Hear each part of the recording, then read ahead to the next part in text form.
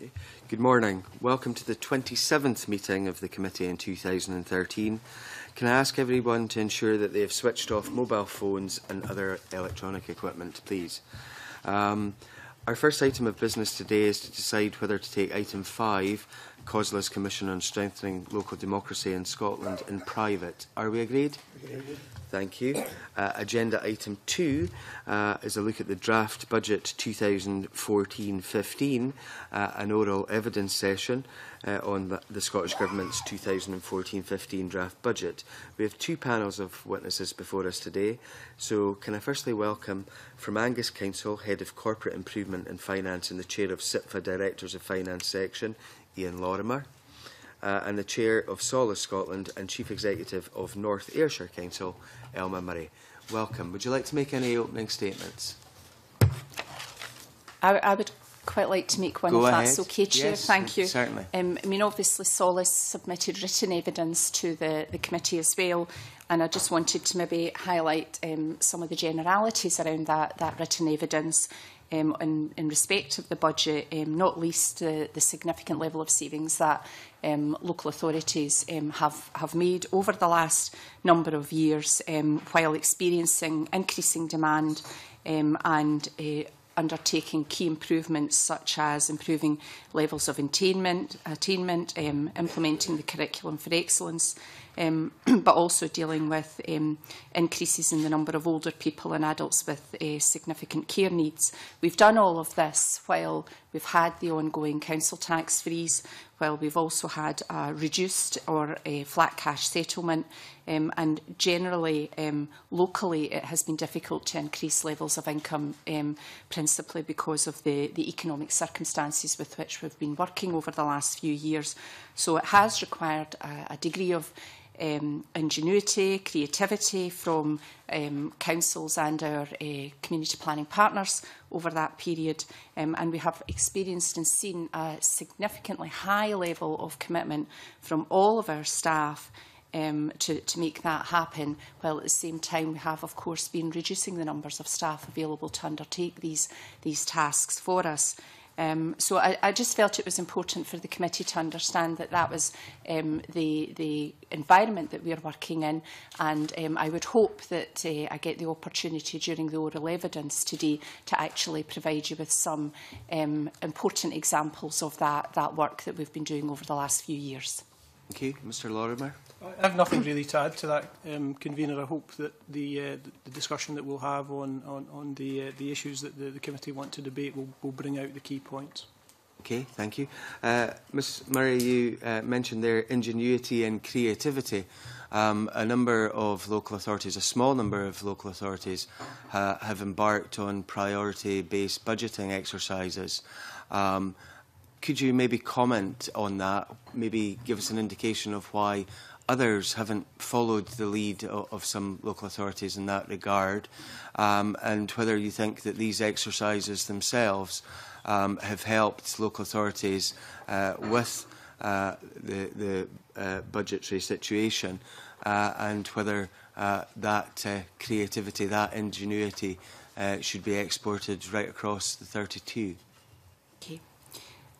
Thank you very much, Chair. Priority-based budgeting is an approach. There will be a number of other approaches that councils and, again, community planning partners working with councils will have chosen to adopt within their areas. Sometimes it may be a matter of timing, in that there might be an approach that a particular area has chosen to look at their budget and to assess the resources available to them and to make those decisions, and they're going through a process that might take 2 or 3 years to actually see that through. So some authorities and community planning partners could be looking at priority-based budgeting just now, and others could in fact decide that there's something else that's more important for them to address at the moment and maybe pick it up at a later stage. So that just gives you a sense of where different people will be in their thinking. Indication of what other things may be important, as you've just said. Absolutely, Chair. Within my own authority, for example, we have just this year started to work on outcome-based budgeting, which is not dissimilar from priority-based budgeting, but obviously has a very different sound to it.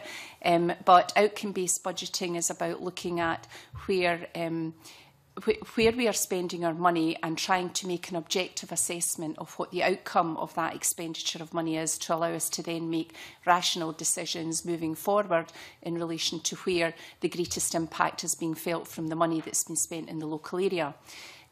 Another example, which again we're looking at within my own community planning partnership, but I know that others are as well, is around area-based budgeting, where you would look at a particular geographical part of the community planning partnership area and look at the needs for that particular area and say, well, should we be looking at those, servicing those needs in a particular way? So it would be very localised in that respect. I think these are decisions very much which are down to local community planning partners to make, depending on the circumstances that they're dealing with at any one particular time. I don't know whether Ian's got anything that he wants to add to that, Chair. Yeah, I think priority-based budgeting is very much now on the agenda. I think it is fair to say that some councils are further on than others, but the information sharing around that, for example, Aberdeen City are I think, a bit further on than many councils in relation to that. And I know that a number of colleagues have visited Aberdeen to understand what it is they're doing and how that could perhaps be applied in their own area. And indeed, at the Directors of Finance section meeting around a year or so ago, we had a presentation from a colleague in Aberdeen City telling us about how they'd gone about developing that system. And I would echo what Elma said around outcome budgeting. I do think that is very much the answer to some of the problems that we face, given the reductions in resources that we have. If we're able to focus on outcomes when we set our budgets and be clear about what a level of investment in a particular service will deliver by way of outcome, then that gives us a better chance of being able to focus our resources in the areas that really matter. One of the other things which the committee has been looking at, and SOLACE has been a key lead in, has been benchmarking. Are we seeing councils look much more closely at what their counterparts are doing in terms of getting value for money and ensuring that that services are of a high quality but maybe a lesser cost? Mrs Murray? Yes, thank you, Chair.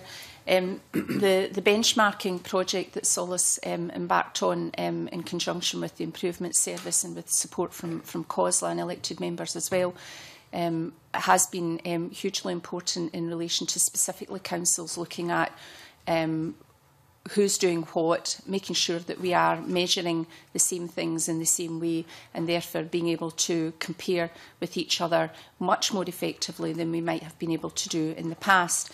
We view benchmarking as an opportunity to ask some really deep and meaningful questions of each other and to understand much more effectively why some things work in some areas, perhaps might not work in other areas because of local circumstances, but how there might still be elements of good practice that can be brought to bear within those different areas of Scotland.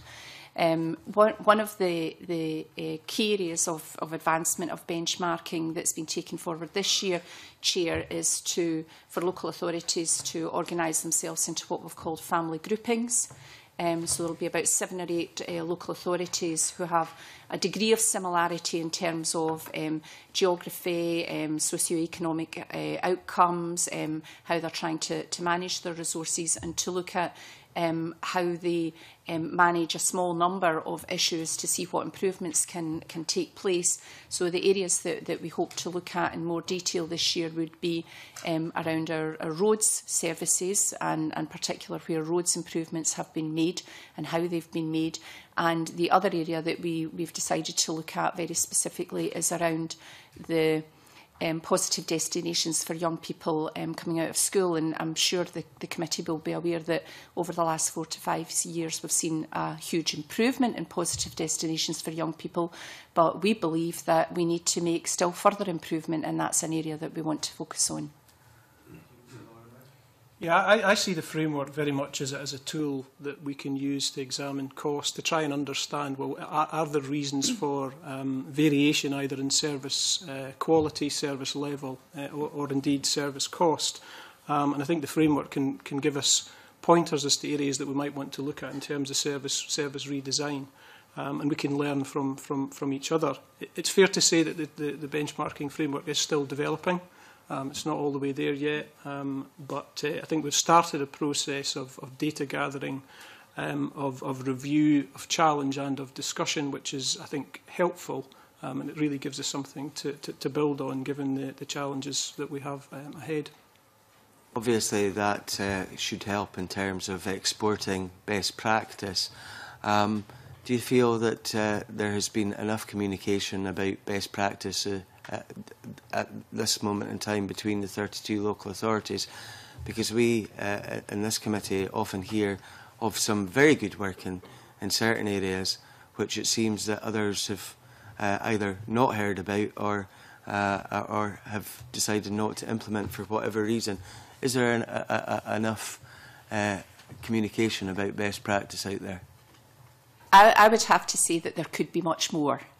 I think Scotland geographically could be considered to be small, comparatively speaking, when you look at us in a global context. But in relation to the work that's going on, there is an awful lot happening at a local level, and therefore the challenges of sharing that and everybody understanding what everyone else is doing and how that could be used within their own local area is not a small challenge to be addressed.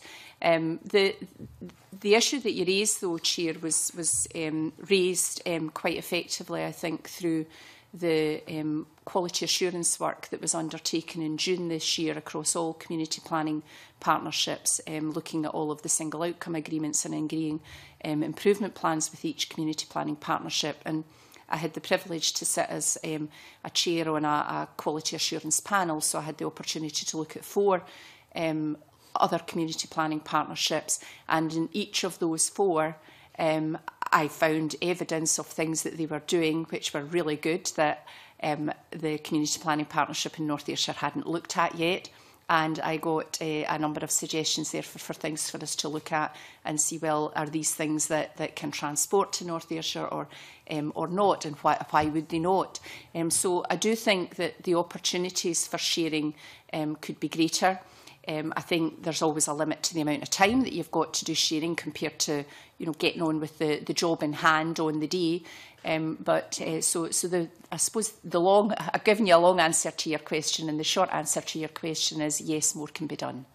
One of the things which you've highlighted there is that if you hadn't been the chair of that quality assurance panel, it may have been a long while more, or maybe not at all, that North Ayrshire would have been able to pick up on that. Apart from the quality assurance panels, is there no simple way, do you think, that we can actually get that communication right so that people know about the good work that's going out there, which, let's be honest with you, these things really need to be exported to everyone where possible, particularly in these tough times?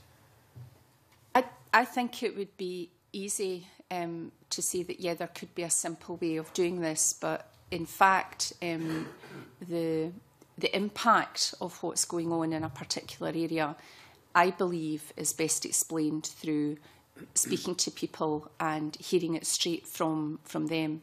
That, by its nature, cannot be done necessarily quickly in all cases because of the volume of work that is going on across Scotland in different areas of Scotland. One of the outcomes of the quality assurance work that we will be taking forward in the next few months is to host an event, a sharing event, to allow all of that good work to be shared. Can I maybe give you another example of where there has been actually some really good sharing work going on across Scotland, which is in relation to the Early Years Collaborative, and I don't know whether Chair, the committee members will have had any experience of the Early Years Collaborative work that's going on, but we had our third workshops, 2-day workshops this week to take all of the different early years collaboratives from the 32 community planning partnerships, bring them together and then allow them to share. But one of the most compelling elements of that whole process of it, the Early Years Collaborative, have been, certainly for me, the storyboards that community planning partnerships have produced for their early years work. And when you walk around a room with 32 storyboards of what every community planning partnership has been doing to enhance and improve the early years work in each area, it is really quite phenomenal. And it's then that you get a grasp of the magnitude and the scope and the breadth of the work that people have been doing. And some of it, which is maybe just a single early years centre. And if you think about the numbers of early years centres across Scotland, you know, sharing that out across them all and all the different bits of work, small changes that they're making, that's why I'm saying it's not an insignificant task. Thank you. Stuart Stevenson, please. Thank you very much, Convener. We're 15 minutes, 49 seconds into this session. I have an 8-page paper in front of me. It has, leaving aside the paragraph numbering, 5 numbers in it. 32 local authorities, 16 national outcomes, and 5 years on page 2. 5 years on page 4, and 67 new secondary schools on page 6. In the evidence so far, the first number appeared at 9.5 minutes, where we talked about 4 to 5 years on positive destinations. We then had the convener at 10 minutes 43, say 32 local authorities. And at 14 minutes 41, we had 3 workshops and 32 community partnerships. And at 15 minutes 37 seconds, Elma Murray said numbers. You know what's missing from all that? There's not a single financial number, and this is a session about budget. Can I therefore perhaps go to the questions in the submission from SOLACE and solicit some numbers? Because I think without numbers, it's all waffle. Over the period 2011 spending review, talking about resources, do you want to give us some numbers that you think are the real numbers that should be driving decision-making here? Because I'm deeply dissatisfied with where we've got to thus far in this session, Convener, if I may say so. Ms Murray? I'm afraid, Chair, I would like a wee bit more clarity about what numbers Mr Stevenson would like me to articulate. But you see, that is precisely the point. This is your opportunity, as finance people, you know, who should be living and breathing numbers and have the key ones at your fingertips, to tell this committee, and through this committee to tell Parliament, what are the numbers that you confront every day that are the key ones that are driving your decisions. And in particular, to hear from you the numbers that are in front of you that are driving decisions which you don't feel support. Now, I'm left uncertain, by the way, as to whether we've got outcome-based budgeting, priority-based budgeting or zero-based budgeting, but whichever one you're deciding to use, I think it's outcome. What are the numbers that are going to influence that and help you make decisions and help us understand the decisions that you're making? I can't choose these numbers for you and ask the question. You have to tell us, what are the numbers that are most important to you and are driving your decisions? That's not the easiest question in the world, that has to be said. Mr Lorimer, I've seen you going through some stuff there. Yeah, numbers are difficult in a sense of a national picture, but the key numbers or the key parts of what influences our budget decisions. One are flat cash in terms of government grant settlement. And in a context where local government funding, 81% of the money that we need for general fund services comes from government grant. Government grant is a dominant figure within that. The other figure is council tax, and as we know, we're into, I think, the 6th year now of council tax freeze. That makes up about 19% of the council's budget position. Now, both of those figures have been, over the last 3 or 4 years, static or reducing, and certainly reducing in real terms. So those are the big influences on the council's budget. Alongside that, we have pay. Now, one of the things that was to our advantage in the previous spending review was that pay inflation was not a factor. That isn't going to be the case moving into the next spending review period for 2014-15 and 2015-16. Pay inflation, albeit at a modest level, around 1%, is coming back in. So if we found it difficult to balance our budgets when pay inflation wasn't a significant factor, it's going to be that much harder to balance budgets in a situation where pay inflation does come back in. The figures will vary from council to council, and that's what makes it difficult to talk on any kind of national basis. You said 81% from government grant and 19% from council tax. My arithmetic does suggest that comes to 100%. Are we saying, therefore, that there are no revenue streams from the public that constitute income for councils? Yeah. Just to clarify, the 81% includes both core government grant and non-domestic rate income, but it's all guaranteed. The 81-19 split is on the basis of our net expenditure as councils. And in reaching that net expenditure, we will have fees and charges that we levy for, use of leisure centres and that sort of thing. So the fees and charges, in our case, for example, in Angus, are around 10% of our net expenditure. But the figures of 81 and 19, which I quote, are on the basis of net expenditure after fees and charges have been taken into account. Is net income different, as distinct from net expenditure? I don't understand the question, sorry. Well, one's on the left of the balance sheet and the other's on the right. One's near the window and the other isn't, in accounting terms. What it comes down to is, we look at our budget on a net basis, but we could also look at the figures on a gross basis. So we look at gross expenditure. That includes everything on the income side. If we were looking at income on a gross basis, that would include fees and charges, council tax, government grant, non-domestic rates, DWP grant for benefits and the like. So to express it simply as what comes from the Scottish Government and what comes from council tax is to omit some important contributors to funding for services you provide. Well, what I was quoting was the net position, and all councils will work their budget out on that basis. But fees and charges is part of the equation in getting there. Fees and charges are the only part of the council's income streams that we have any control over and have had control over in recent times. But as Elma flagged up, that has had its own difficulties because of the economic circumstances.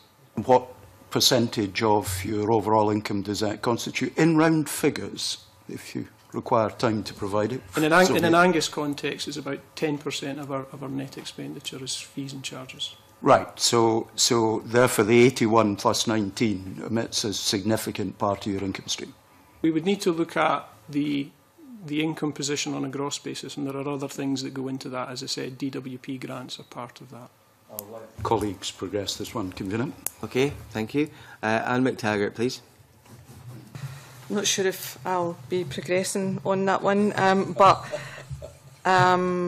discretionary services that I was aiming to ask about, or non-statutory services,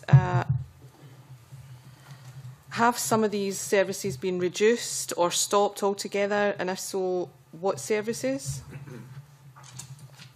How has this been managed? Ms Murray? I think, well, if I think back to some of the work of my own council, we have done quite a lot of work around looking at statutory services as opposed to non-statutory services, and it ended up giving us more questions than help in relation to the decisions that we were trying to make. And the reason for that is that it's not all sort of pretty straightforward. It's not all necessarily black and white. So to give you an example of that, one of the local ones that we looked at, if you take education, we have a statutory requirement to provide schools it doesn't actually say statutorily what we need to do once we get the kids into the schools. So that can become quite difficult to cut through, if you know what I mean. There are, if you take libraries, the library service, we have a statutory requirement to provide an appropriate level of a local library service. But again, that word appropriate can be interpreted in a whole range of ways depending on the area that you work in. So I think going back to maybe one of the early questions that the Chair asked, that's really why councils are doing a lot more around priority-based budgeting, outcome-based budgeting, place-based budgeting, because it is really important to look at the impact of the money that you're spending in a local area and to make sure that you're doing the absolute maximum with that. And I absolutely take Mr Stevenson's point about numbers, but we can't be absolutely focused on numbers to the exclusion of people. And the services that councils offer are by and large people linked services, services either directly for people in terms of care or education, or if it comes down to sort of emptying bins and cleaning streets. So very people-based services. Sir Lorimer? Yeah, one of the questions that the committee had indicated was, in the request for evidence, was around statutory duties and delivery of joint priorities. And I think statutory duties have been delivered over the period of the spending review, because they take priority over all else. We've got to deliver our statutory duties. Likewise, in terms of joint priorities, I think they have also been delivered. But that's all only been possible because of the savings that councils have made. Now, I think probably the savings could fall into a couple of categories. There'll be savings that will have come from efficiency reviews, from transformation programmes, service redesign work. And we could probably categorise those as having perhaps a small or nil negative effect on service delivery. That's what we would try and deliver. But there will have been other savings that have been made that will have had a negative effect and will have meant that there's less service being provided, either in terms of scope or quality. I suppose the point I would make is that although it's not desirable for there to be a negative effect, the deployment of resources in that way does reflect the priorities. So that the fact that priorities have to mean that some areas are given less money and less attention than others. So I think all of that has been delivered, but the way that the savings have fallen will probably fall into a couple of different camps. Some will have hurt more than others. Others will have been delivered, as I say, through the efficiency and transformation work that councils have done. All of that, I come back to my earlier point about consequences for local government staff. Local government staff numbers have reduced, and as I mentioned earlier, the pay freezes helped us to get there. Anne? Richard Baker, please. I'll find a number, given Mr Stevenson's challenge is to find numbers, and a number that interests me is that the resource budget for local authorities in this budget has been cut by nearly 4.8%, but nearly 5% by 4.8%. Now, coming back to the answer you gave to Anne McTaggart, and doesn't that mean that further reductions in services are inevitable, and indeed increases in charges as well? Ms Murray? Thank you, Chair. Thank you, Mr Baker, for that question. One of the points that Ian raised in his previous answer was in relation to the other resources that we have, and obviously the other resources are predominantly staff and people-based. And I think it's probably fair to say that on average across Scotland we've reduced our staff resources by around 10%, and we've achieved a lot of that through, in a number of cases, early retirements, and some voluntary early release schemes as well. So that has allowed our staffing budgets to be probably pretty stable over the last 4 to 5 years, while at the same time having an overall you know, reduction in the funding, the finance that we've had to spend on other areas. So it has given us that balancing act. What I was going to add, though, is that one of the areas that, or what we've tried to do in local authorities by and large, and across community planning partnerships as well, is to try to redesign services so that you're not necessarily completely stopping doing something, but you're perhaps doing it in a different way. Now, that can be hard for people as well, because particularly where these are people-based services, a lot of the people that you're providing a lot of these services to can be quite vulnerable. They can either be old, they can have a number of physical needs, and to have that kind of change being proposed to them and trying to and we do a lot to try and help people through that change, it can be hugely difficult for them to cope with that as well. I think that point, and I think the convener raised some very important points about innovation as well. But I mean, given that level of cut and resource budget, I mean, I don't think you pretend that you can maintain service provision at that current level, or indeed maintain, you know, current levels of charging, for example, at a local level. Yeah. Do you have any examples of where you've had, any of the two of you, a service redesign which has led to a saving where the outcomes have actually been better for people? Yeah. Because I think these are the important things that we need to get to grips with. Could you maybe give that example then, Ms. Yeah, can I maybe talk to you then, Chair, about what we've been doing around reablement across the country for older people's in older people's services. So the committee will be aware that there has been a strong drive to help older people live in their communities longer in their own homes. And one of the challenges around that is particularly where an older person has to be perhaps admitted to hospital for some treatment, for them then, you know, coming back out into their own home. There's a lack of, you know, a loss of confidence. Maybe they need to feel a wee bit more comfortable about what they're doing, a wee bit happier in their home again. So a lot of us have put a lot of money into reablement. Now, what that does is that reduces the amount of intensive support we have to give people. It has significantly reduced the amount of residential care for older people, and it has also allowed us to move people out of hospitals a lot quicker. So there's been an improvement for hospitals in terms of bed release. There's been an improvement for local authorities in terms of the money that we spend on residential care. And to give you a number associated with that for my own council, in the last year or so, that has allowed us to save just over £1 million. That's not insignificant on a budget of our level in that area. So you can make real changes and reductions in expenditure through redesigning your service, but with a much more effective outcome. Before I take Mr Baker back in, who's desperate to come back in, you said the saving of £1 million to North Ayrshire.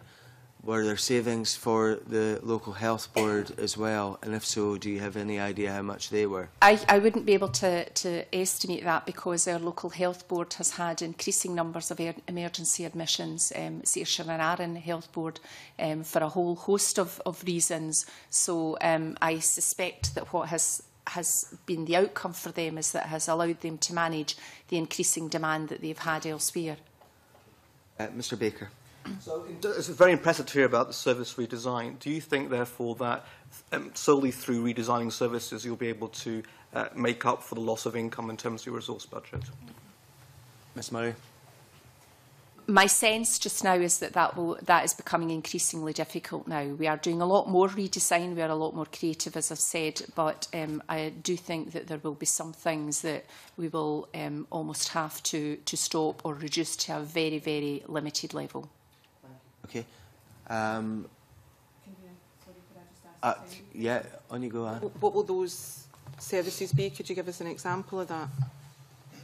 I think one of the areas which is a bit of redesign but also about us stopping doing some things, is that local authorities have provided a lot of support in communities in relation to community halls and centres. And I think it will become increasingly difficult for us to continue to maintain that. Now, what we're trying to do is to actively encourage local communities to take on the operation and the running of those community centres, but also the ongoing costs associated with them as well. Now, the authorities will take different approaches to that. There might be some upfront money to help communities do that. There's also a lot of support, people's support to help communities to get the right skills to be able to run those community centres themselves. But again, that is not a statutory issue, matter for us, going back to your earlier question, Ms McTaggart, but I do think that that is an area certainly that a number of us are looking at very carefully. Thank you. Thanks, Convener. John Wilson, please. Thank you, Convener. Before I start my question, can I just say, Convener, express my disappointment that we don't have representatives from COSLA giving evidence today, because while welcome Mr Lorimer and Ms Murray along today, it would be useful, given that COSLA's key role in negotiating the local government settlement with the Scottish Government, it would have been useful to have some voices, because we hear a number of things coming out of COSLA and local authorities through COSLA regarding the issue of the settlement, and it would have been useful if we could have had COSLA here today to address some of the issues that they have raised publicly, so this committee could hear that evidence and examine the issues that they're raising. But having said that, Convener, I welcome the paper from SOLACE, and I'll start off by asking Ms Murray and Mr Lorimer can comment on this. We've heard much about the council tax freeze, and we have heard a number of local authorities and council leaders complain about the council tax freeze, that it's actually a set rate every year that's added on to the local government budget. But in page 2 of the SOLACE submission, there's reference made to some local authorities have even reduced their council tax levels. Given if there is such a squeeze caused because of the council tax settlement and the freeze, how come local authorities or some local authorities find that they can actually have the resources to freeze or reduce the council tax levels in their local authority areas? Ms Murray. Thank you. My understanding is that there's not a lot of local authorities that have done that, so just to be clear about that. And I'm not clear that they've also done it on consecutive years either. So it might have been an issue that they dealt with in one year alone, which might have been something that they felt they could do in that particular year. Just to clarify, if they did it in 1 year, that follows through to the next year and the next year and the next year. So it's not a case of cutting and then increasing again. That's a permanent cut. That's my understanding, that where there has a cut, where a cut has happened, it hasn't been, the level has not gone back up again the following year. So yes, there's a recurring implication for that as well. The majority of local authorities, though, have kept their council tax at that fixed level since the council tax freeze started. And it's fair to say that most local authorities would wish to achieve more flexibility in having or feeling that they could have more opportunity to raise council tax if that's appropriate to their area. Mr Lorimer. Yeah, I echo what Ms Murray said in terms of the numbers of councils that have reduced their council tax are very small. The only council that's coming to my mind as I sit here was, I think, Stirling a number of years ago.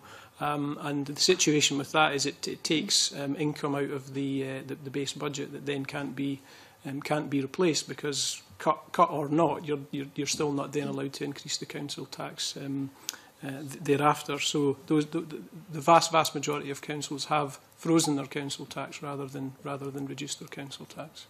I do understand when the council tax freeze was introduced in 2008 that it was frozen at a set level would be made available from the Scottish Government to local authorities.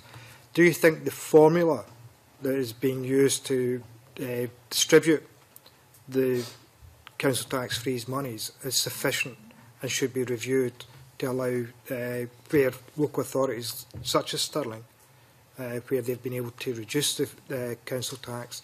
The other local authorities, say for instance Renfrewshire, who have indicated that they would like to see more resources targeted to areas of deprivation. Should that be something that should be considered in the negotiations by COSLA?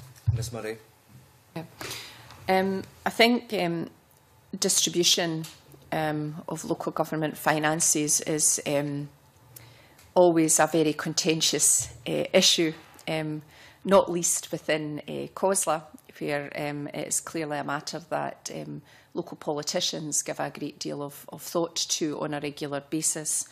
From my perspective, I work with whatever is provided to the council to make sure that it's spent as wisely and as well as we possibly can, and I think that's probably fair to say that that would be true of the other 31 chief executives and local authorities in Scotland. Mr Lorimer. Thank you, Convener. Distribution is a difficult issue. It's an emotive issue, and councils are in different places as to their view of distribution and whether it reflects their particular circumstances. And I suspect there are every council could find an indicator within the distribution system that they think doesn't do them as well as it should. From my perspective, I would be cautious about getting into a whole debate about distribution, because really what we'd be talking about there is a fight over what is a diminishing cake. I think as local government we should be focusing our energies on dealing with the challenges that we've got, the financial challenges that we've got, however difficult that might be, rather than being deflected off to look at distribution. But I know that my colleague directors of finance won't all agree with that. That's simply a personal view. A question, are you talking as the Angus finance director or as the chair of the finance directors? Certainly not talking as chair of finance directors on that one, because as I said, councils are in different places on that. I do, however, think we've had relative stability in distribution for the last 5, 6, 7 years. The grant floor mechanism has been in place. That's been helpful. But I do know some councils feel, Renfrewshire, Aberdeen City as examples, do feel that they don't do well out of the grant distribution system. But it comes down to a difficult call as to whether opening up distribution is actually a good use of our time and energy.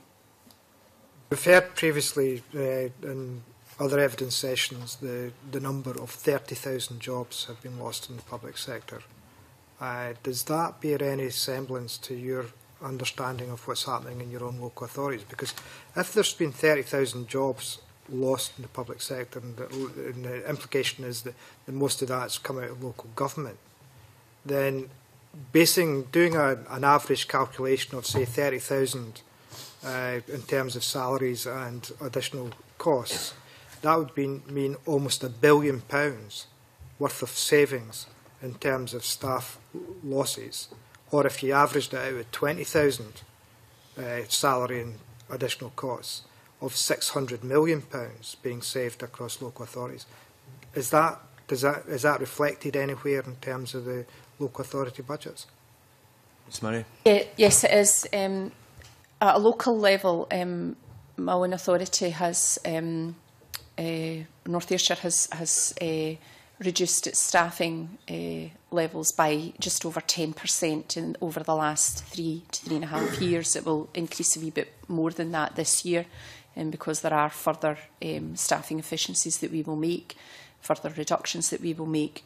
What that has meant for our salary budget, though, between that and the pay freeze that we've had over the last couple of years, is that the salary budget that we have has remained almost constant at a finite sum between what it was in 2009-10 and where it is just now. So it hasn't actually gone up, it's stayed exactly the same, and that's because we have reduced the number of staff, so there haven't been increases, and because there's been the pay freeze, there hasn't been an annual set of increases. So what that has done is it's given us, I guess, a bit of room to manoeuvre in terms of our other resources then. So the 30,000, I can recognise that level Just so I'm clear, Ms Murray, what you're saying, just what I picked up there is the implication you're saying is that despite losing the number of staff, the salary costs have not changed, they remain constant. That's right. But so in terms of losing 10% of your overall staff numbers, has not had a corresponding reduction in salary costs? Well, I suppose it has, in that I would have expected if you'd had a projection of salary costs back in 2009-10, they would have had an upward projection, not least because of pay increases and incremental change. So because staff, there has been a reduction in the number of staff aligned with a pay freeze, that has not had an upward an upward trajectory. It has just been, it has remained absolutely flat. So the pressure on salaries has been around incremental payments? Both incremental payments, but because we have managed to reduce the number of staff, that has also helped to compensate for any changes that we would have expected to have seen in our staff costs. I get the feeling that I'm not explaining this well enough to you, Mr Wilson. It's just I'm trying to hone into it, because the thing is that, as I said, I gave a figure of almost £1 billion. If there's 30,000 jobs been lost or through local authorities in the since 2008, then my figure would be, based on average costs, salary costs and other additional employers' costs, of almost 30,000 a head, would mean that you're almost £1 billion worth of savings. It's how if these savings on paper should have been made, then what you're saying is you've lost 10% of your staff numbers in North Ayrshire, but you haven't seen a corresponding downturn in the expenditure in terms of salary costs for the remaining 90% of the staff. That's a huge amount of incremental rises for a number of staff too. And I think it may be an idea for you to explain that system, because many of the folk around this table and many of the folk who are watching at home will have no idea about the increment system. Okay. There are two methods of incremental change in salary costs. One would be an annual cost of living rise, which in the past, prior to the recession, would quite often have been around the level of inflation. And the second incremental change would be where someone is employed within a grading system, and there might be 3 or 4 points within that grading system, and they might progress up to the top point of that grade as they're undertaking their job and getting better at it and gaining more experience. So the combination of reducing the number of staff that we have and the fact that we've had a pay freeze for the last 3 years has allowed us to keep our staffing costs absolutely stable over that period. Now, there may be some authorities where they have actually seen their staffing costs go down, but in terms of the absolute evidence for my own authority that I look at, the staffing costs for North Ayrshire are the same now as they were 4 years ago.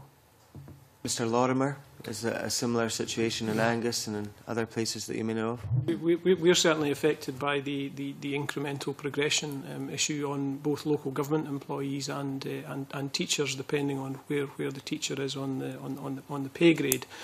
So, for example, our incremental progressions for the current financial year were about £1 million, which is about 0.8 of an increase on our budget. So that has to be dealt with. There are other pay pressures that come into that. National insurance has changed. For some councils, employers' costs on pensions will have changed depending on the performance of their superannuation fund over the period. So there's a number of things will have gone into that mix.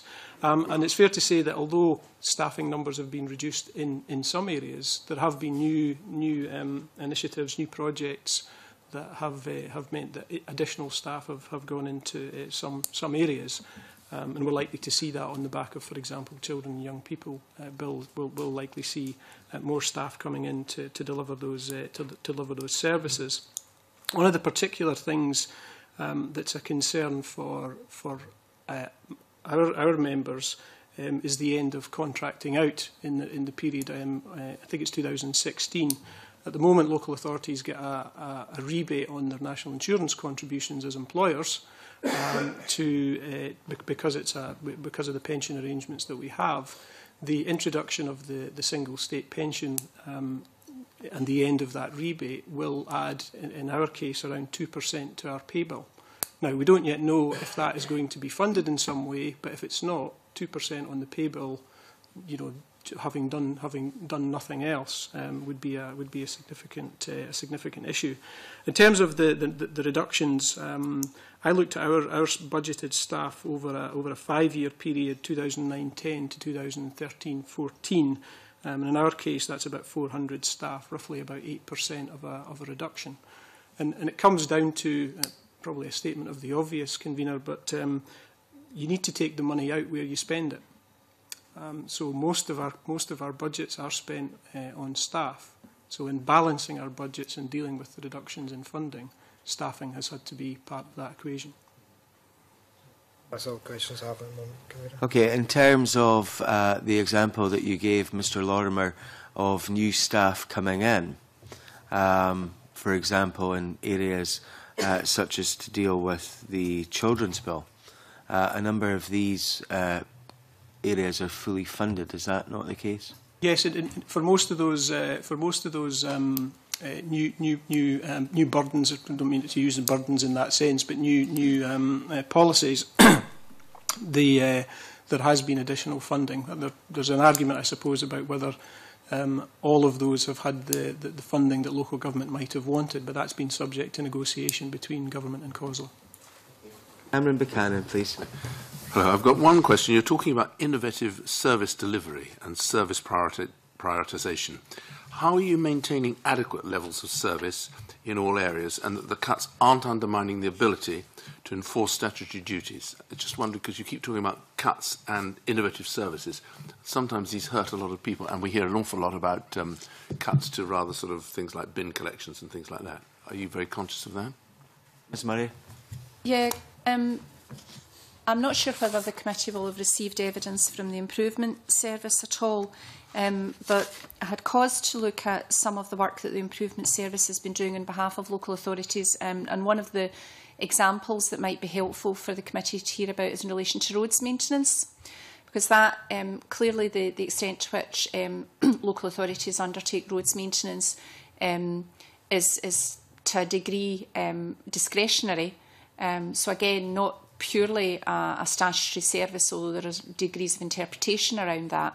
But what we have seen over the last 5 years is that we have reduced the amount that we have spent on roads, but because we have looked at new and different products to use to resurface, to repair roads, we have seen a fairly standard level of maintenance. So when you look across Scotland overall, the amount of maintenance that or number of local roads that require maintenance after a 5-year period is around 30%.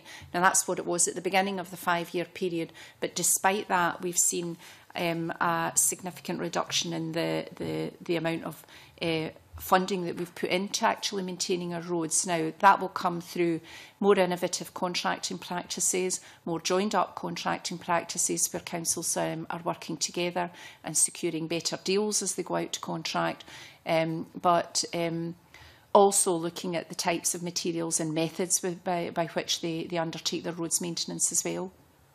Can I ask in that regard if there's also been a shift from revenue maintenance to capital, bigger works, bigger resurfacing works, because, there's always that possibility too. Has the evidence that the improvement service got discounted that aspect of it? It hasn't looked at that distinction, Chair. It's looked at, as far as I can see, all of the expenditure on roads, whether it's capital or revenue, in the mix. Okay, that's interesting. Is it all outsourced? That will vary from one part of Scotland to another. Within Ayrshire, we do a lot of joint contracting across the 3 local authorities, and a significant amount of the work is outsourced, but we do have some local work that we do with our own operatives as well. Thank you. Convener, that raises a question about the reviews that were carried out, particularly the Arbuthnot Note review and other. I know there was similar reviews with other local authorities throughout Scotland about the joint procurement of services such as roads maintenance. And you're right that in terms of some of the reports that have now come out, is that the materials being used to fill potholes are now being better utilised, and rather than a squad coming along and just putting tar down and then driving off again to allow the pothole to, within a fortnight later, to be reappear. But the issue is there enough being, and I welcome the comment, Ms Murray, about reviewing the contracts, renegotiating contracts. But surely local authorities should have been doing that as a matter of course in terms of any work that's outsourced, or even the internal work should be under constant review to ensure that the local authority gets best value and also gets the best value for the public pound. Ms Murray. I think we're on a journey of improvement at all times, Mr Wilson. So local authorities will have been doing what they understood to be best value and best practice a number of years ago, and we are still doing best value and best practice. And when we look back at where we are today from maybe 5 years in the future, we might have a different view about what that might look like at that stage, because we keep learning from our experience. Thank you. Stuart McMillan, please. Thank you, Convener. Just a couple of questions. I want to kind of follow up on Stuart Stevenson's questioning earlier. Obviously, the figures of the 81% and 19% were used earlier, and also then the 10% for the fees and charges. What other forms of income would local authorities have? Because we haven't heard anything regarding EU funding streams. I know DWP payments were touched upon, but it'd be interesting to get a figure in terms of what percentage of funding that would actually be. Then also kind of additional funding that would come from the Scottish Government in terms of particular projects. I think we heard about education a short time ago, but also the environmental projects, regeneration projects. And in terms of the non-domestic rates that was touched upon earlier, certainly that's forecast to actually increase over the next couple of years. Mr Lorimer. Yeah. I think maybe one of the things that you could explain to members of the committee is in terms of formulating the initial base budget and then taking other income streams above that. Thank you. Yeah, if I deal with, first of all, with what we call general fund services and our revenue budget for that covers all of the council services pretty much, apart from housing services. So what we do is we will look at the costs and the income. The income will largely come from fees and charges, but may come from other parts of government in terms of specific grants, DWP money, as I'd mentioned, for benefits. And when we work all of that through and get to a net number, that's what is then funded by government grant in non-domestic rate income and the council tax. So that's the kind of pulling that together. Other income sources include, there's often one-off money for specific initiatives. So, for example, most recent allocation of money in relation to discretionary housing payments. There's 20 million coming this year, and I think likely to come again next year to help councils with the consequences of welfare reform and the impact on housing income, so income from rents. So there are a number of examples, if we go over the whole of each financial year, of funding streams that will come to local government. Sometimes those are then added to the base government grant for future years. Sometimes they're one-off. On the other side of the equation is... Interrupt just for one point. And you said there sometimes they're added, sometimes they're not. But it'd be beneficial for there to be a consistent approach as to whether they are added or are separate. Well, it depends on what the money was for. If the money was to deal with a one-off issue, then one-off funding's fine. If it's something that's going to be an ongoing cost to local government, then preference would obviously be to have that baselined. In terms of the capital budget, and that's where, for example, EU funding can often be a real boost to the level of capital spending that councils can achieve. Not only that, but income from capital receipts, and councils have been as they've sought to shrink their overall buildings and footprint to save on running costs. In some cases, those buildings could be sold to generate capital receipts, and that can then help to fund further investment in the capital programme. Most councils are pretty good at seeking EU funding and funding from other partners, for example, the Scottish Futures Trust in relation to schools. So there's a number of different funding streams that we can access in terms of balancing our budgets and trying to make the money that the core money that we've got go that bit further. On that self, it's certainly been throughout the discussions. I mean, there have been no mention at all of the EU in terms of funding, and obviously the EU can contribute a tremendous amount of money. So that's helpful. Just another point, just it's regarding the written submission, and it's on page 1 and some paragraph 1, and there's a phrase, there's a sentence there that says the real-term reduction in resources made available to local authorities has required ingenuity and creativity in service delivery. Surely that should be happening anyway, as a matter of course. Ms Murray. Yes, I agree, and in a lot of cases it is happening, and what's creative and ingenious perhaps today in a few years' time might not be necessarily looked at in the same way. So it's about constantly improving and challenging ourselves to look again at things we have perhaps looked at in the past and to try to look at it with new eyes. And that's really what those two terms are meant to reflect in our submission to the committee. Okay. Yes, Mr. Lorimer. Yeah, can I come in there, Convener? Thank you. Yeah. The issue of budgets being difficult to balance isn't something that's new. It's not something that happened in the 2011 spending review. It's existed since 1996. There's always more demand, more cost pressure than you can deliver upon, and that's meant that, you know, in all my years in local government, budget savings have always been a part of the equation, and that has meant a need to look at different ways of doing that, doing services, providing services. So that ingenuity and creativity, I think, has always been there.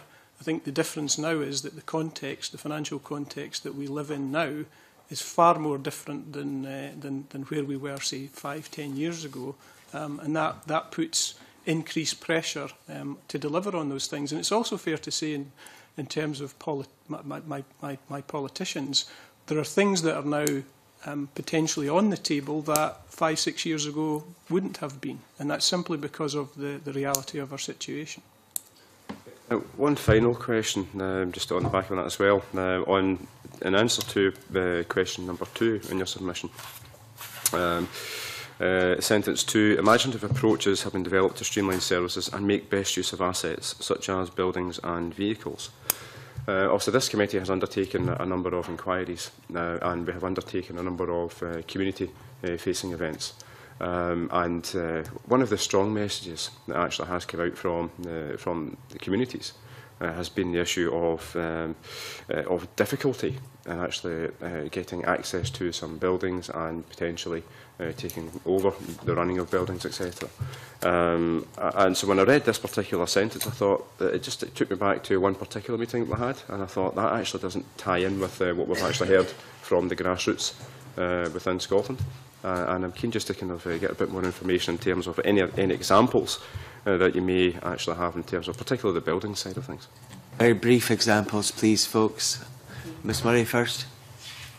Or Mr Lorimer. Yeah, I mean, examples locally for us is in terms of our use of schools, and particularly new build schools. Significant community consultation so that they become community hubs, and they can be used by community groups at times that are not required for the schools. I think we've also recently adopted a policy around community asset transfer, building on, I think it was Aberdeenshire Council's model. Of course, the community renewal bill that is coming forward will help in that regard. But there are numerous examples of trying to work with communities to provide facilities that they can use.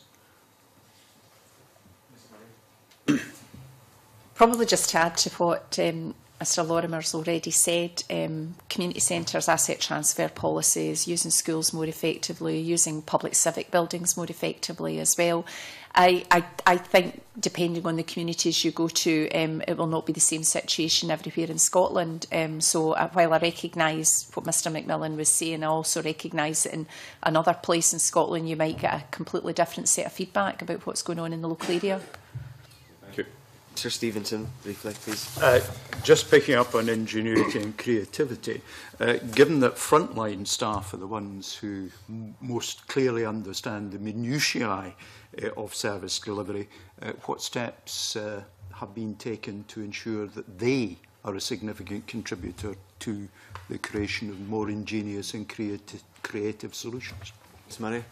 I think you'll have different examples in different areas, obviously, but one of the things that certainly North Ayrshire Council does is it does encourage its local staff to actually deal with everything at the point of service delivery, try to allow our staff the authority and the room to take their own local decisions that best fit people. I think one of the other things that's probably quite interesting is that in terms of the work that the Scottish Public Sector Ombudsman has done with local authorities over the last year or two, is that we've now all adopted a single common complaints handling procedure, which means that the first point of complaint resolution is with the local staff member before it goes anywhere else, and that has been a real change in our focus, which again supports the authority of staff to actually do things at the coalface.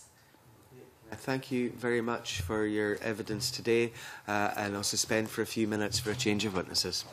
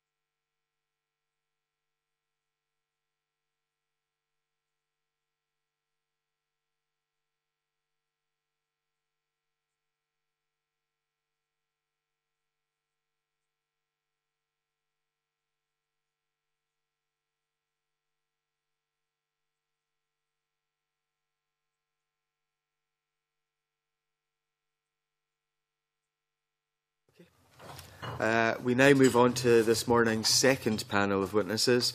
I'd like to welcome John Swinney, MSP, Cabinet Secretary for Finance, Employment and Sustainable Growth, Graham Owenson, the Head of the Scottish Government's Revenue and Capital Department, and Stephen Gallagher, the Head of the Scottish Government's Local Government Division. Mr Swinney, would you like to make some opening remarks? Thank you, Convener. If I could take this opportunity to make some remarks to discuss the local government finance settlement as part of the committee's scrutiny of the Scottish Government's draft budget for 2014-15. The recent local government finance settlements have been set against the backdrop of the significant financial constraint imposed in Scotland by the United Kingdom Government, and we have strived to agree the settlement with local government as part of our ongoing partnership with local authorities in Scotland. We've honoured our commitment to maintain local government's share of the overall capital resources within the Scottish budget and delivered a settlement which is designed to address the challenging financial circumstances that we face. The recent settlements build on the strong financial outcomes agreed with local government during challenging times between 2007-2008 and 2012-13. The resources within the Scottish Government's control increased by 6.4%. And over the same period, local government's budget increased by 8.9%, demonstrating the strong financial settlements agreed with local government in this context. In return for agreeing a settlement with local government that is fair within the context of the pressures that we face, the Scottish Government has asked for a number of commitments to be delivered by local government. These include freezing the council tax, maintaining teacher numbers in line with pupil numbers, securing places for all probationers under the teacher induction scheme, and to work with NHS partners towards full integration of the reform of health and social care. The UK Government's Welfare Reform Programme has added further pressures on local government's budgets, but I believe the Scottish Government, working together with COSLA, have taken decisive action to neutralise the worst of these reforms. We have passed on the full sums of money transferred from the DWP for the council tax reduction scheme, and we've worked with COSLA to jointly supplement this transfer by an extra £40 million per annum to deal with the reductions of 10% applied by the UK Government. We've also set up the Scottish Welfare Fund, and we have also announced an extra £20 million in both 2013-14 and 14-15 to help local authorities deal with the worst financial pressures caused by the bedroom tax. Local government provides a wide range of services and plays a major role in local partnerships that are essential to the delivery of outcomes that matter to the people of Scotland. Our partnership with local government remains a cornerstone of our approach to government in Scotland. The latest budget is focused on delivery of our joint priorities of growing the economy, protecting frontline services and supporting the most vulnerable in our society. Local government is a vital part of delivering these services and the outcomes which are directly generated by their work and the work of community planning partnerships. The local government finance settlements are not just about money. The reform and transformation of our public services is at the heart of the Scottish Government's agenda. I believe that reform would have been required without the financial constraints that we are all facing, but under the current circumstances, it is an absolute necessity and remains a central part of the Government's agenda. In summary, Convener, the recent local government settlements have and will continue to provide the best outcome that can be achieved within the financial constraints we have to work within. We will continue to face this challenge to provide a platform to sustain success that has been achieved to date through our partnership with local authorities and achieve the best possible outcomes for Scotland and the people of our country. I'm very happy to discuss these and other issues, Convener. Thank you, Cabinet Secretary. You said in your opening remarks there that the Scottish Government's cash has gone up by 6.4%, and at the same time local government's 8.9%, and you talked about the share of the Scottish government budget going to local government. Could you give us the figures round about that share and what they were previously? Well, before we came to office, the share of public expenditure that was going to local government was on a downward trajectory that in the first financial settlement that I put in place in 2008-9, we essentially reversed that decline, and the share of local authority expenditure, the share of Scottish Government expenditure that is going to local government in 2014-15 will be higher than the share of expenditure that we inherited when we came to office. Thank you.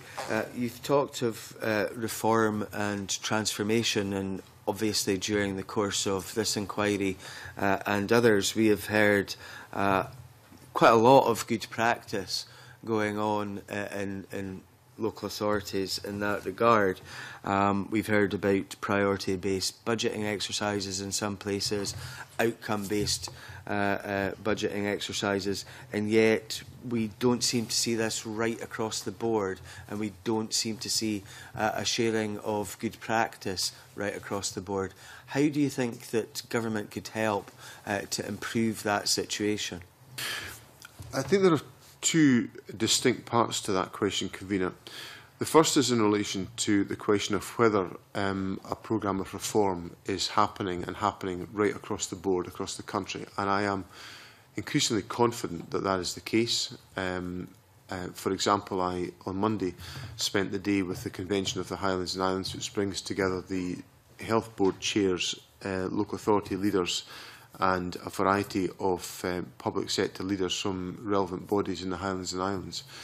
And we had a discussion around community planning and public service reform.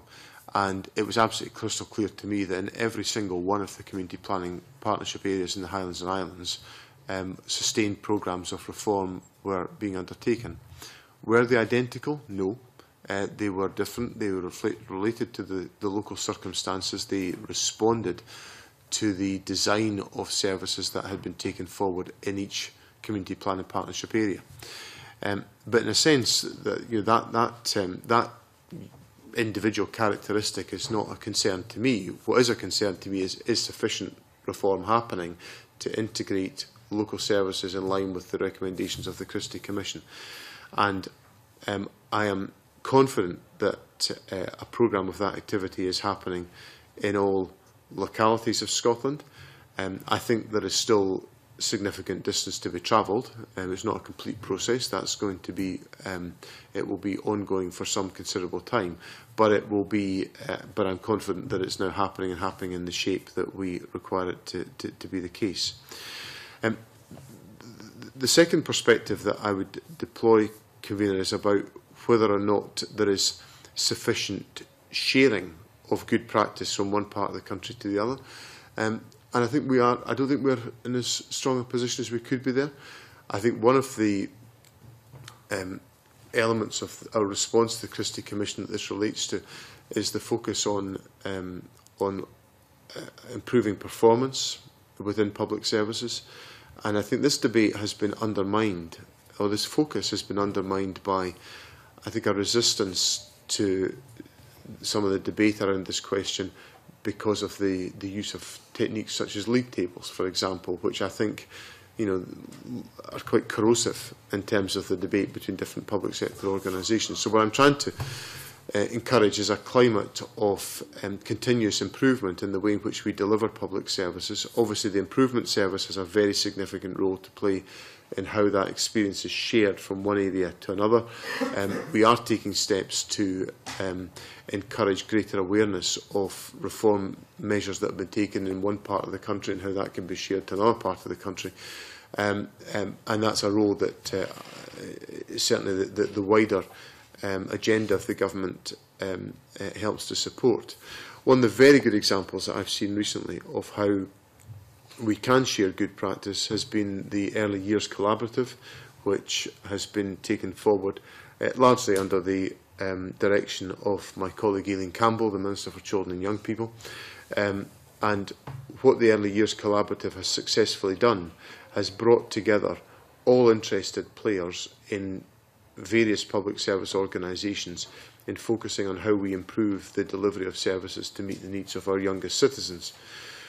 I attended the Early Years Collaborative learning event in the Scottish Exhibition Centre in Glasgow in May, and apart from the fact that this was a very vibrant experience, there were 32 storyboards from each of the community planning partnerships setting out the actual practical reform measures that were being undertaken in each locality. And I found that perhaps one of the most scientific exercises of proving to myself that a reform process is underway. And these represented And the people at the Early Years Collaborative were not just local authority child support workers. There was health service people, there's third sector people, there was people from the police there, and these proposals and these projects represented the combined efforts of these individuals. So I think initiatives like the Early Years Collaborative, I think, can help to raise the profile of the agenda and raise the intensity of the need for there to be reform in that respect. Elma Murray gave a similar answer about the Early Years Collaborative earlier on in evidence.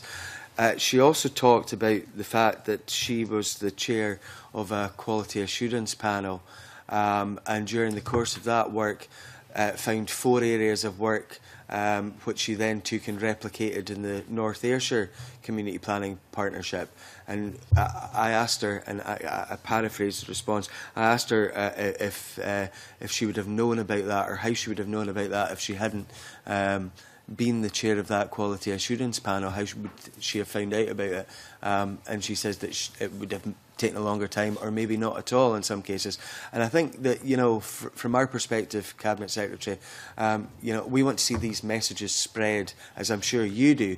I just wonder if there's some kind of conduit that can be put in place to make it much easier. You mentioned the improvement service there, but are there other ways and means too that we can get all of the good practice exported right across the 32 local authorities?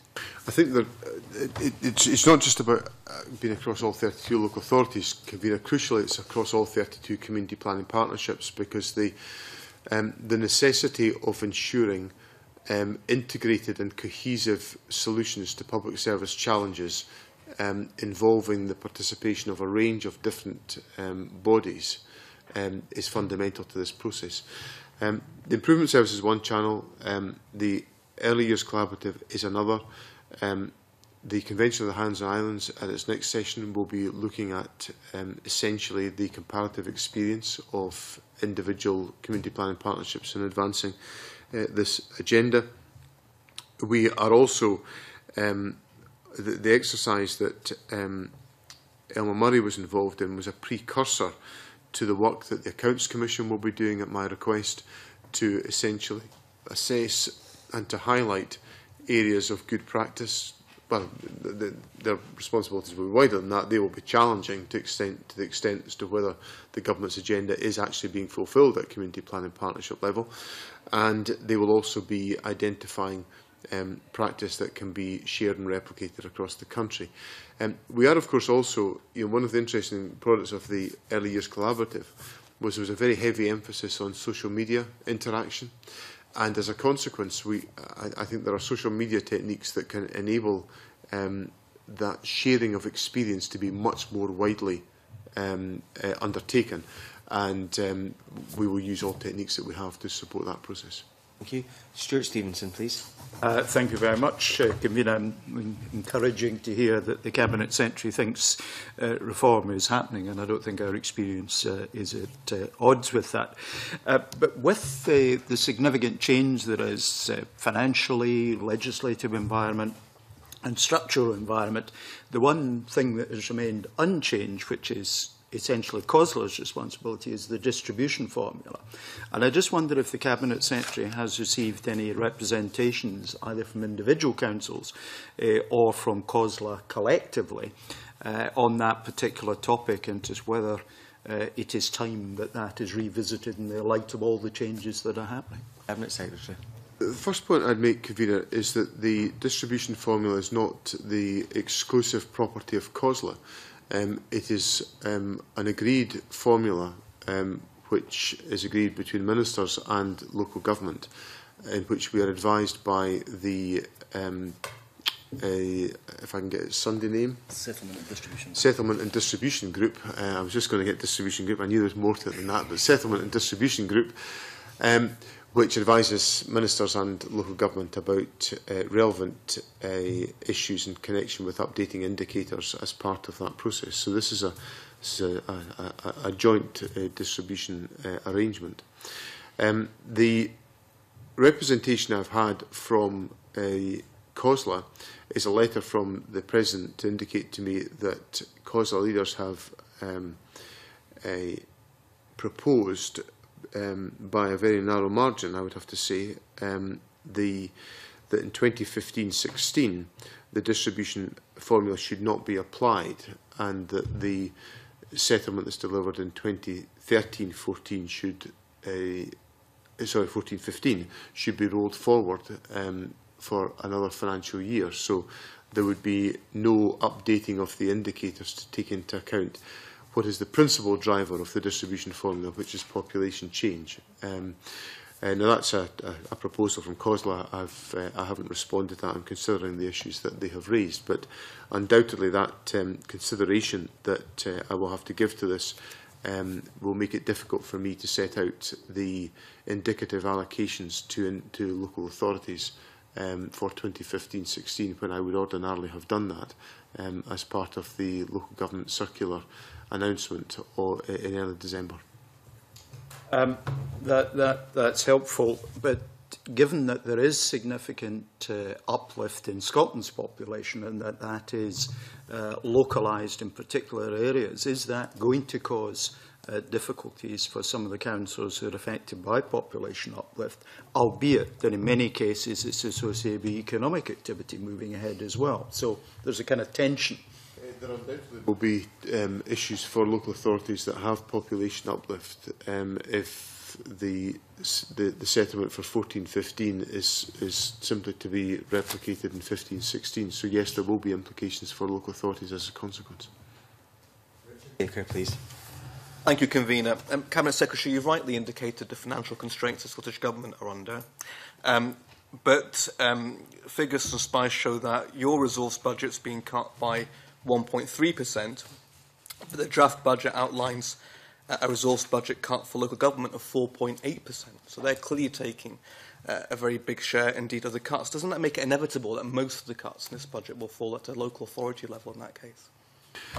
I can simply return to the point that I've made to Mr Baker, that to the committee before, in response to Mr Baker, that the government has provided local authorities with a financial settlement which has grown at a faster rate than the Scottish Government's budget has grown at since 2007-8, and I think that's indicative of the commitment of the Government to ensure that local authority services are fully funded. Now, what we have also put in place are a whole range of different mechanisms to assist local authorities in undertaking the transformation that is required to be undertaken as part of the public service reform agenda, particularly around initiatives such as the Change Fund, which is designed to assist in the adaptation of services to meet wider needs in relation to the focus on preventative expenditure, and to ensure that the demand for local authority and other public services is essentially managed as effectively as we can by changing the way in which we deploy those public services. So the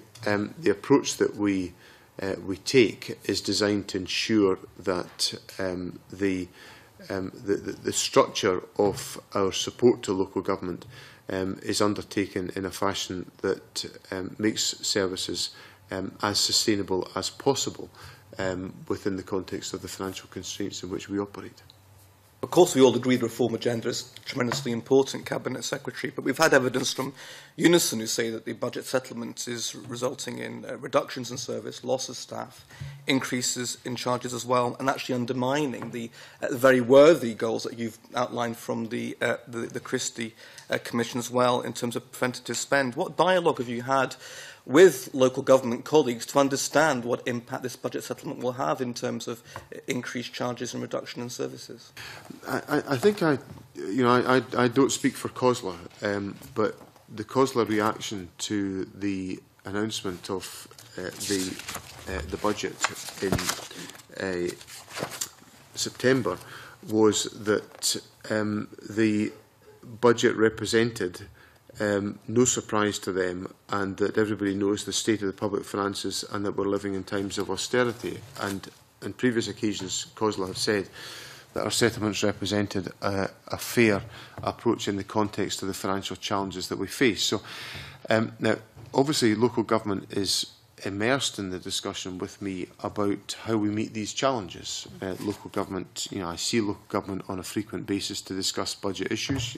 The formulation of the budget proposition for 2014-15 did not happen without any dialogue with COSLA. I met the presidential team from COSLA on several occasions over the summer. I probably actually met the presidential team of COSLA more than I met anybody else other than the Cabinet to discuss the budget in the course of the summer, which I think therefore is perhaps evidenced in the reaction that local government has given, that they have been, well, the decisions are all mine, and I don't in any way try to suggest they're anything other than my decisions. They're decisions in which I've fully consulted and discussed with local government. They're immersed in the National Community Planning Group, which Pat Waters chairs, which is designed to essentially drive the agenda of public service reform and to bring partners closer together in that respect. Of course, we have separate channels of discussion with local government. Deputy First Minister and I recently met local government to discuss again the very real issues that local government is facing in connection with the implications of welfare reform. So there are many channels of discussion that we undertake with local government to ensure that we are properly and fully cited on all the issues with which they're wrestling.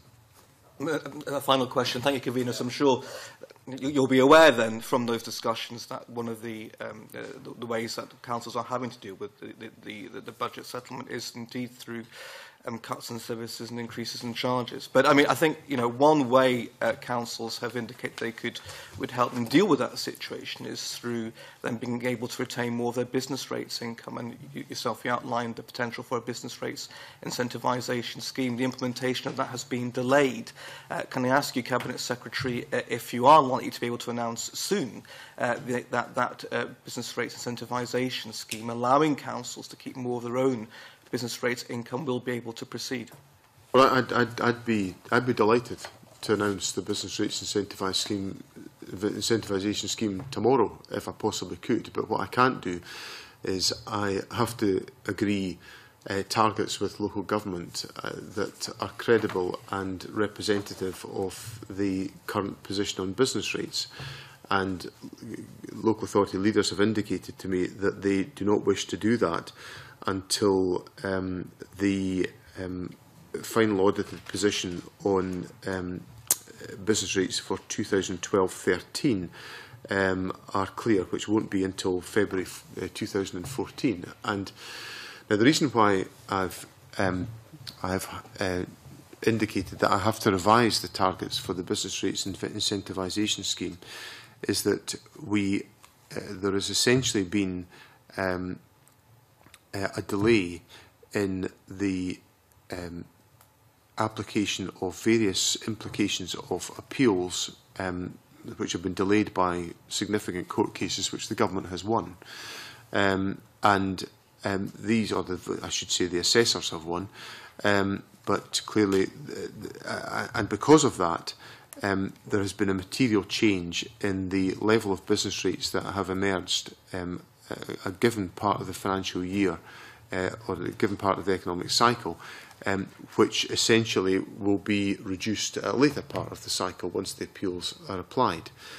So there's the potential for a windfall benefit which has got nothing to do with the business rates incentivisation scheme factors. It's supposed to be about steps that local authorities take to improve economic performance, and any analysis of the data demonstrates that's not the case. It's because the implications of appeals have delayed the process.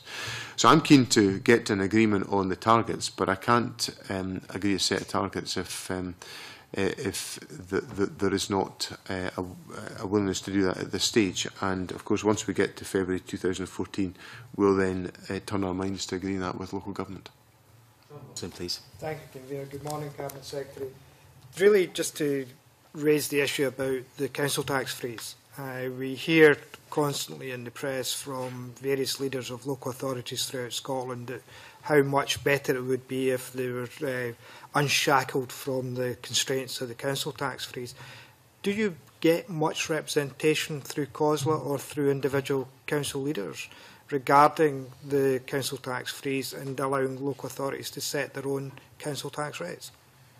I occasionally have the issue raised with me, but I wouldn't say it's an issue that I've felt has been raised with me with, you know, with a determination that it has to be changed. I think to be fair to local government, I think local government respects the fact that I've made it absolutely crystal clear to local government that the government's priority is to maintain the council tax freeze and to deliver that for the duration of this parliamentary term. So I suspect there may be an element of local government leaders deciding to raise issues they might make progress on when they know they're not going to make much progress with me on abandoning the council tax freeze.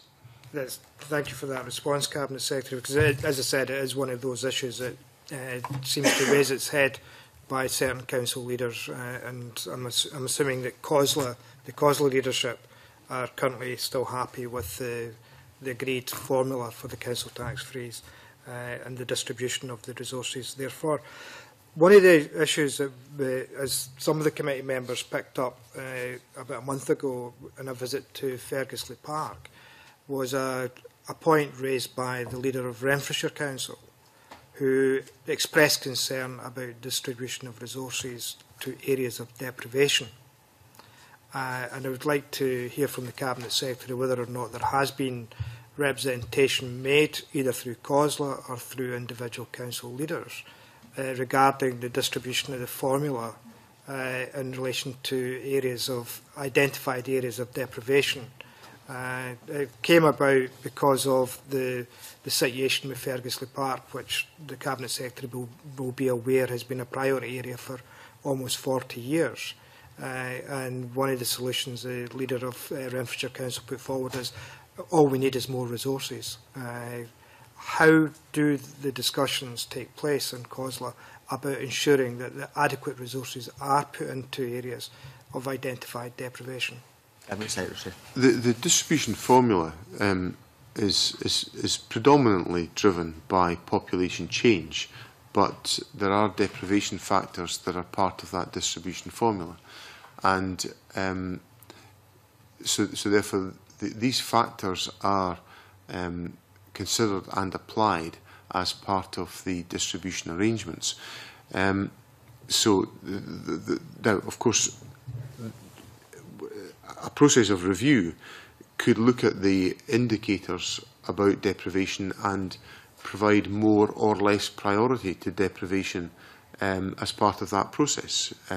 But you know, we have an agreed approach to the application of the distribution formula, which, as I said in my answer to Mr Stevenson earlier on, has essentially undertaken this task for some time. The formal position of COSLA has been, up until now, no desire to reopen the distribution formula, with the exception of the decision which has been made in connection with the rolling forward of the settlement from 1415 to 1516. But there has been no specific proposition put to me in relation to the questions on deprivation funding. I'm sure there will be ongoing discussions within COSLA membership regarding that, and no doubt we'll hear in the future in terms of the decision by COSLA, the COSLA leadership, in terms of the letter you've received, Cabinet Secretary. Thank you for your responses. Stuart McMillan, please. Thank you. Actually, it follows on from John Wilson's questioning there. Cabinet Secretary, is there an argument to be made in terms of areas where there actually has been a decrease in population, also as compared to Stuart Stevenson's comments earlier regarding the uplift, but in terms of where there has been a decrease in population share in a local authority area, whereby in order for them to turn that around and to get more people to actually go into that particular area, that maybe the distribution formula could potentially be looked at? Well, essentially, there are two ways of tackling that issue in the current arrangements. The first is by the application of the floor within the local authority settlement, where all authorities, we apply the distribution formula, and then if there is a local authority that is receiving, because of population decline, a decisively worse settlement, they are essentially protected from that by the application of the floor within the local government settlement. So local authorities are guaranteed a certain level of expenditure as a consequence of those arrangements. So that's the first. So essentially, the true and full and proper implications of population decline are not felt by an authority if they are experiencing those circumstances because of the existence of the floor. The second issue is, of course, in relation to other channels of government expenditure that are taken forward, which are frequently held by my colleagues in the housing and communities areas, where in some of the regeneration activity we are actively supporting the way in which the areas respond to the challenges that are thrown up by population change and population decline specifically. And that will be, those two factors will have an effect on the availability of resources in any individual locality to deal with that. Just kind of one final question on that particular area. In terms of the areas where there has been huge industrial decline over the years, and also bearing in mind what you've just said, how much of that is actually factored in into the distribution formula? So it's not just about the population, but actually industrial decline. How much would that actually be factored into the distribution formula, and also with the floor that you just mentioned? Well, there are a whole variety of indicators. Something of the order of about 100 indicators that are applied, that are updated as part of the distribution formula arrangements, and some of those will relate, as I've said, to deprivation, which will be a consequence of industrial decline, and all those factors are worked through in the distribution formula. There are, of course, other interventions that we make through the enterprise networks to try to improve economic prospects and opportunities in particular localities. So it's not just simply what is channelled through local government expenditure that makes a difference, it's the wider scope of particular elements of expenditure that are applied in that way. Thank you. Thank you. Cameron Buchanan, please. Yeah, some of the submissions we received talked about the flexibility local authorities are given to address local priorities. Are you confident that the Scottish Government is giving them the freedom, that you're giving them the freedom to that they require to deal with this? I think that is the case. When we came to office, there was in excess of £2 billion of, if my memory serves me right, it was £2.7 billion of ring-fenced resources, which the government essentially stipulated had to be spent in particular ways. Now, some elements of that were by agreement with local government. Local authorities were very content for police funding, for example, to be a ring-fenced grant within that £2.7 billion, and that amounted to the best part of £1 billion. Now, what we did when we came to office was we substantially reduced the level of ring-fencing of funds to local government to essentially enable local authorities to undertake or to exercise more flexibility around the exercise of their responsibilities. And we've now, with the creation of the single police and fire service, reduced the amount of ring fencing of local authority budgets from 2.7 billion to 0.2 billion, which is an enormous reduction in the degree of ring fencing and a very significant increase in the flexibility that local authorities have at their disposal. Are you confident that the single police authority has actually reduced costs and kept, reduced costs to a minimum or saved money? Certainly, it will.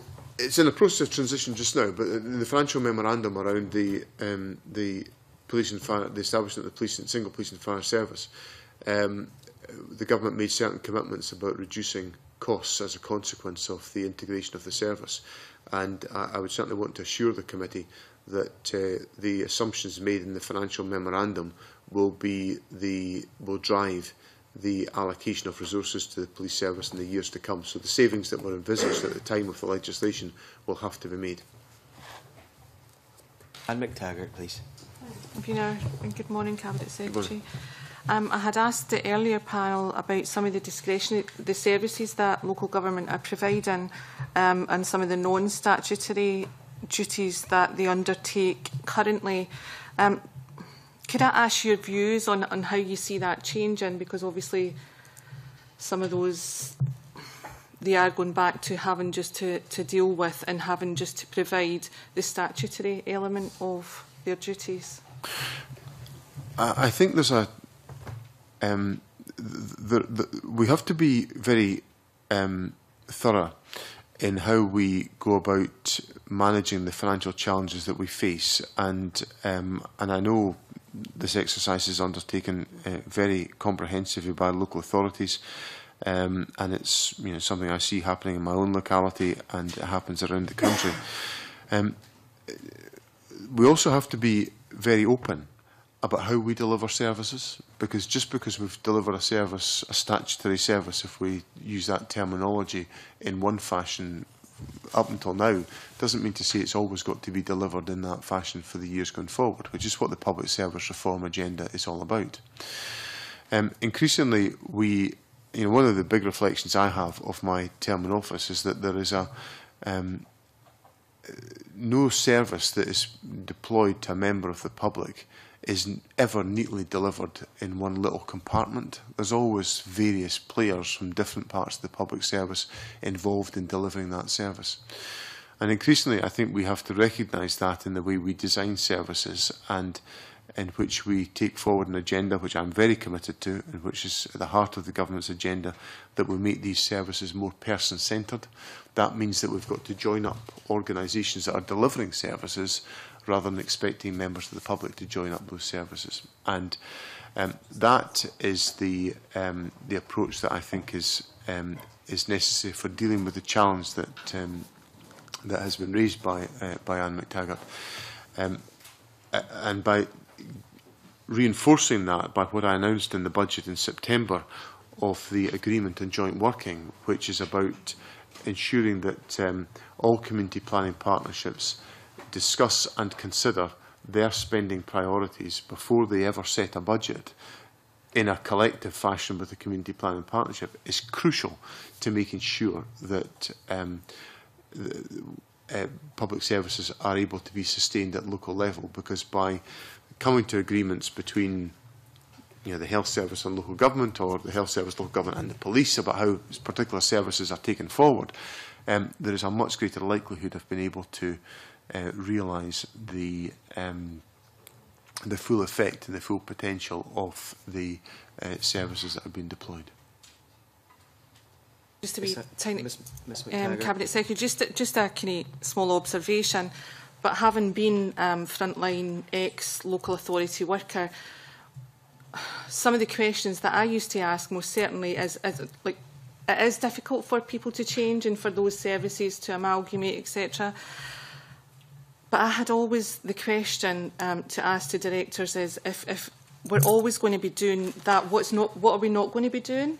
What are we not going to be doing? And I don't think we've got to that stage yet whereby we're not up front and we're pretty nervous about saying, no, we can't do that anymore. And I'm not sure how we resolve that. Well, I take a very different philosophical point on this. But the government is going into the process of public service reform not with the objective of saying to people, we intend to do less. It's about saying to people, we want to deliver the public services that you rely on. We may have to deliver them differently. We may have to have different providers to deliver those services, but we want to deliver them differently and deliver them for you. But and at the same time, we have to improve outcomes. So a lot of this comes back, in my view, to how, for example, we involve the third sector. And the point that Anne McTaggart makes, and I think is a very fair point, is that it's quite often difficult for public bodies to say, right, we'll no longer deliver this service in this fashion, we'll get this third sector organisation to take it forward and they will do it slightly differently. And members of the public might notice no difference, or they might even see the service being enhanced as a consequence of what happens. So we've got to be open to that debate, and I think there's not. I would accept that that's not as prevalent as I would like it to be. That willingness to say, yeah, we have to do things differently, so therefore, let's look at how a different organisation could, in fact, take forward a particular step. We've not reached that point yet, but I'm very keen to make sure that we do. Thank you. Thanks. Thank you. Cabinet Secretary, during the course of the evidence that we've taken on the budget, we've heard quite a lot about the impact of welfare reform on local government, and we've also heard about the mitigation that's coming from the Scottish Government. Today we heard about another impact from the UK Government in terms of pension changes, and Ian Lorimer of Angus said today that changes being brought in 2016 will add 2% to their pay bill. Are there any other UK government policies in the wings at this moment that may have a major impact on local government here in Scotland? I think where we are as yet unclear about the specific and significant impact, but it will be significant, will be when universal credit comes in. I think that's perhaps the next major landmark that we have on this agenda. And if I look at the issue on council tax benefit, for example, in partnership with our local authority colleagues, the Scottish Government has sustained the council tax benefit arrangements that were in place prior to its abolition by the United Kingdom Government. But that has been the council tax benefit resources were devolved with a 10% cut attached to them. Now, there's no particular justification for that. It was a cash saving that the UK Government was taking forward, and that has been, we've managed to mitigate that with local government. The committee will be familiar with the other steps we've taken in relation to the bedroom tax, but there will be other implications of universal credit, which I suspect will apply further pressures on local authority expenditure. Thank you very much. Can I thank you for your evidence today, and I suspend this meeting and we'll move into private.